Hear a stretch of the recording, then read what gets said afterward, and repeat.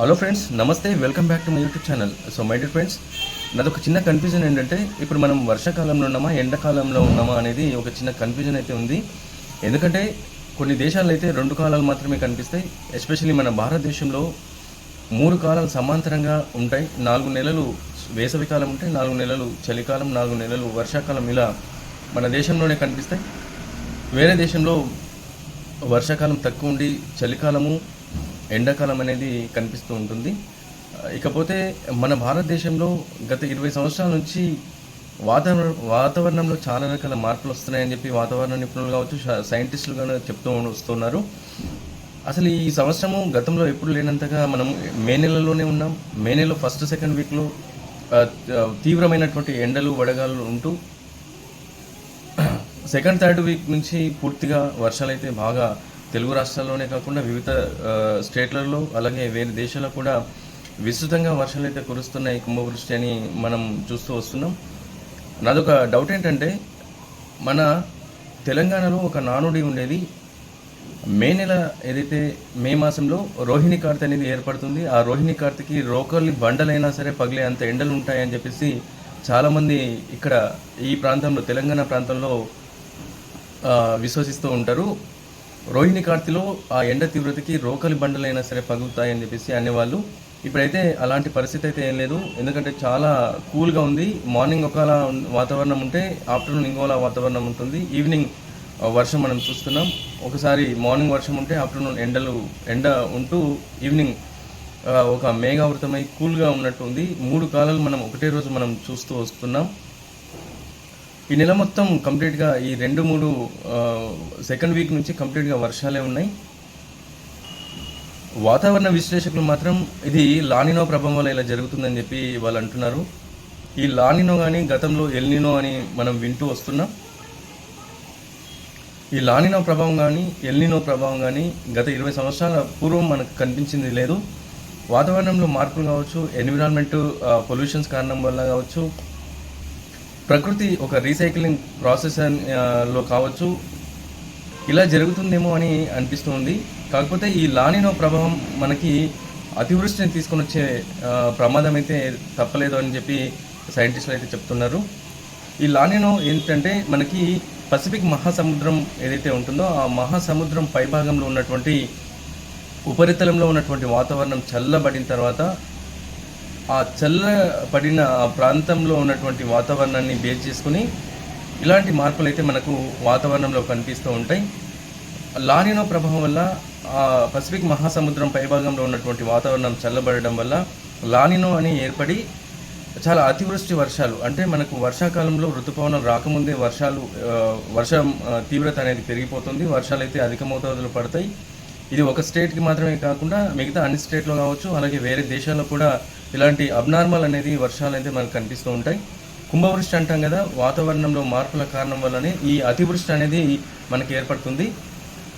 అదే మన ఎల్నినో చూసినట్లయితే, ఏదైతే పసిఫిక్ మహాసముద్రం పైభాగంలో ఉన్నటువంటి వాతావరణంలో ఎక్కువ వేడి ఏర్పడిన తర్వాత ఆ పైభాగంలో ఉన్నటువంటి ఆ వేడి కారణం చేత వాతావరణంలో ఒక రకమైనటువంటి మార్పులు ఏర్పడి అనావృష్టికి దారితీస్తుంది. అంటే వర్షాలు మనకు సరిగ్గా పడాల్సిన ఏదైతే వర్షాకాలంలో వర్షాలు ఏదైతే పడాలో అట్లాంటప్పుడు వర్షాలు పూర్తిగా పడకుండా పూర్తిగా వర్ష శాతం అనేది తగ్గిపోయి ఎండలు మనకు ఏదైతే 4 నెలలు ఎండాకాలం అని చెప్తుంటామో 4 నెలలు ఎండాకాలం ఉండాల్సింది 6 నెలలు ఎండాకాలం వచ్చే అలాంటి అనావృష్టికి దారితీసే ప్రమాదాన్ని మనము ఎల్నినో అని అంటుంటాం. లానినో ఎల్నినో అనేవి గత 20-30 సంవత్సరాల నుంచి మనం చూస్తూ వస్తున్నాం.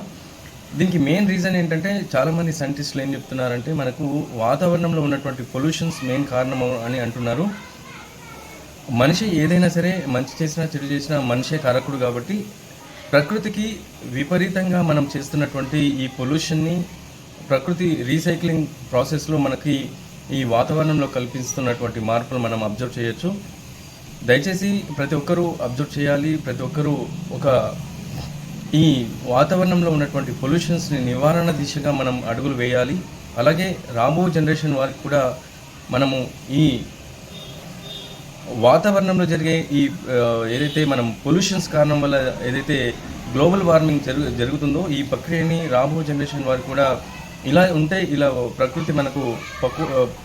ప్రకృతి మన మీద ఇలాంటి దాడి చేస్తుంది, ప్రకోషిస్తుంది అని చెప్పేసి మనం వారికి గుర్తు చేయాలి. ఎందుకంటే ఎన్విరాన్మెంట్ పొల్యూషన్ అనగానే మనకు ముందుగా పాలిథిన్ కవర్స్ మనకి ఈ వేస్టేజ్ ఏదైతే ఉంటుందో డంప్ చేయడము, ఎక్కడ పడితే అక్కడ మనం ప్లాస్టిక్ని యూజ్ చేయడము, అలాగే భూమిలో ఈ ప్లాస్టిక్ వ్యర్థాలు ఎక్కువ ఉండడం వల్ల మనకి వాతావరణంలో పొల్యూషన్స్ అనేది ఒక స్థాయికి మించి ఆ పొల్యూషన్స్ కారణం వల్ల మనకి వాతావరణంలో ఎలాంటి మార్పులు మనం చూస్తూ వస్తున్నాం. మనం అనుకున్నట్టు జరగాలని అందరూ అనుకుంటారు. ఎందుకంటే 3 కాలాల్లో ఏ కాలం అనేది మనకు చాలా ఇంపార్టెంట్ అంటే అందరూ అంటారు వర్షాకాలం అని. వర్షాకాలం అందరికీ సమృద్ధిగా వర్షం పడితేనే గ్రౌండ్ వాటర్ అనేది నిల్వ ఉంటుంది. అలాగే పంటలు మనకు త్రాగునీరు కానీ అలాగే సాగునీరు కానీ బాగా ఉంటుంది, అందరికీ ఉపాధి అనేది ఉంటుంది. కాబట్టి ఎవరైనా సరే రెయినీ సీజన్ని ఇష్టపడుతూ ఉంటారు. జనరల్గా మనిషి యొక్క సైకాలజీ 4 కాలాలు 4 నెలల పాటు పూర్తిగా మనకు అనుకూలంగా మనకు ఉండాలి. కొంచెం అబ్నార్మల్ వచ్చినా తట్టుకోలేని పరిస్థితి ఉంటుంది.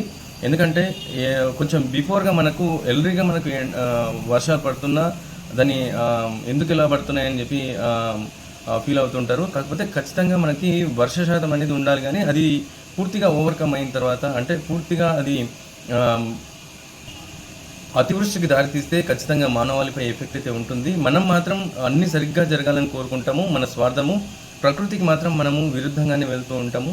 ఏదైతే మనము చేస్తున్నటువంటి ఈ పొల్యూషన్ ఏదైతే ఉందో, మనం చేస్తున్నటువంటి ఎన్విరాన్మెంట్ పొల్యూషన్స్కి మెయిన్ కారణం ఈ పాలిథిన్ కవర్స్ కాబట్టి మనం ఏదైతే 180 మైక్రాన్ల కంటే తక్కువ బిలో ఉన్నటువంటి పాలిథిన్ కవర్స్ కానీ, అలాగే భూమిలో ఎక్కడ పడితే అక్కడ వ్యర్థాలను అంటే ఎరువుగా వాడుకునే ఏదైతే పంట పొలాల్లో వాడే ఎరువుల్లో ఎక్కువ మోతాదులో ఈ పాలిథిన్ కవర్ ఉండడం వల్ల భూమిలో ఉన్న సాంద్రత, మట్టిలో ఉన్న ఖనిజ సంపద మొత్తం మనకు తెలియకుండానే మనం పెస్టిసైడ్స్ కావచ్చు, అలాగే ఇలాంటి ప్లాస్టిక్ వాడుతున్నటువంటి వ్యర్థాల వల్ల నాశనం అవుతుందని చెప్పి చాలామంది సైంటిస్టులు చెప్తున్నారు.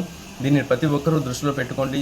మన మానవాళిపై పెను ప్రమాదం ఏర్పడక ముందే ఆల్రెడీ ఇలాంటి సిగ్నల్స్ మనకు వస్తున్నాయి. కాబట్టి చాలామంది ఇక్కడైనా సరే మేల్కోండి. ఖచ్చితంగా మనం వాడే ప్లాస్టిక్ వ్యర్థాల నుంచి విముక్తి పలికేలా చర్యలు ప్రతి ఒక్కరూ సొంతంగా తీసుకునే దిశగా అడుగులు వేయాలని నేను కోరుకుంటూ ఇది సోషల్ అవేర్నెస్లో భాగంగా ఈ వీడియోని అయితే అప్లోడ్ చేస్తున్నాను. ఈ వీడియోకి మీరు సజెషన్స్ ఇవ్వాలంటే ఖచ్చితంగా కామెంట్ రూపంలో నాకు తెలియజేస్తారని నేను ఆశిస్తున్నాను. ఇది ఇవాళ వీడియో. ఈ వీడియో కనుక మీకు నచ్చినట్లయితే like and share, subscribe my YouTube channel. నమస్తే, జై హింద్, జై భారత్.